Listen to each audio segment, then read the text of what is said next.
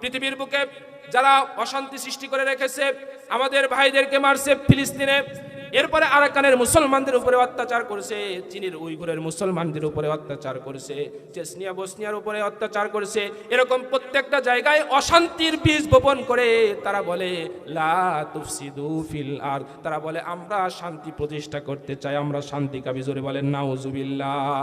তারা কি শান্তি প্রতিষ্ঠা করতে চায়? জাতিসংঘ নামক মুসলিম নিধন সংঘ থাকা সত্ত্বেও ফিলিস্তিনের মুসলমানদেরকে হত্যা করা হচ্ছে, তারা শুধু নিন্দা প্রস্তাব আনে আর নিন্দা জানায়, এর চেয়ে বেশি কিছু করতে পারে না। তাদের উপরে কি ভরসা করা ঠিক হবে? সকলেই কথা বলে না। তাদের উপরে কি আমরা ভরসা করতে পারি? সুতরাং পরকাসা হয়ে আমরা বাঁচতে চাই না।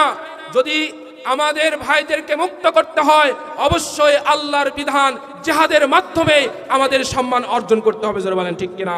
যেই সম্মান আফগানিস্তান অর্জন করেছে, আজকে ভারত, চীন, রাশিয়া, এরপরে অনেক বড় বড় ক্ষমতাধর রাষ্ট্রগুলো আফগানিস্তানের চুম্বন করে, পায়ে চুম্বন করে। যদি আমরা আমাদের বাংলাদেশের মান সম্মান উঁচু করতে চাই, তাহলে আল্লাহর দুনিয়ার একমাত্র বিধান রয়েছে জিহাদ ফি সাবিলিল্লাহ। জিহাদ ফি সাবিলিল্লাহর মাধ্যমে আমাদের সম্মান অর্জন করতে হবে। জোরে বলেন ঠিক কিনা? জিহাদের কথা বললে অনেকের চুলকানি হয়, অনেকে মনে করে যে হুজুর আবার কি বলে।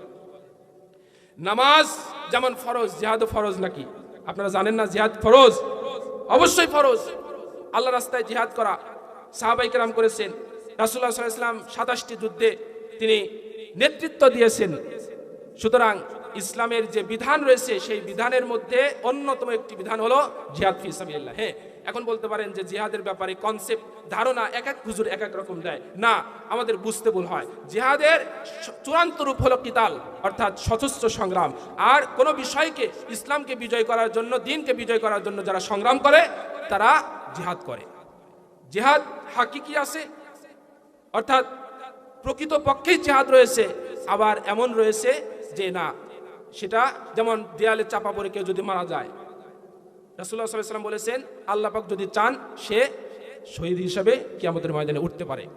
আগুনে পুড়ে যদি কেউ মারা যায়, ভূমিধসে যদি কেউ মারা যায়, তাহলে সে হাকিকি মুজাহিদ, শহীদ না হলেও প্রকারান্তে সে আল্লাহ পাক যদি চান তাকে শহীদ হিসেবে কবুল করতে পারেন। তবে যুদ্ধের যে তামান্না সকলের অন্তরের মধ্যে থাকতে হবে।